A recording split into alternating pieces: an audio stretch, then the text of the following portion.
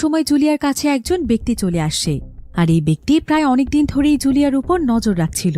তাই আজকে সে সুযোগ পেয়ে জুলিয়ার উপর ঝাঁপিয়ে পড়ে, কারণ সে জানত যে জুলিয়ার হাজবেন্ড বাড়িতে থাকে না। জুলিয়া এখানে সেই ব্যক্তির হাত থেকে বাঁচার অনেক চেষ্টা করছিল, কিন্তু সেই ব্যক্তি তার উপর টর্চার করতে শুরু করে। জুলিয়া এতে প্রচণ্ড জোরে চিৎকার করছিল, আর জুলিয়ার সমস্ত আওয়াজ ফোনের মাধ্যমে মাইক শুনতে পাচ্ছিল। মাইক এতে একদম অস্থির হয়ে যায়। সে যত দ্রুত সম্ভব গাড়ি চালাতে শুরু করে, কারণ সে বুঝতে পেরেছিল যে তার ওয়াইফ অনেক বড় বিপদে পড়েছে, আর সে একটি চাকু দিয়ে জুলিয়াকে মেরেই ফেলছিল।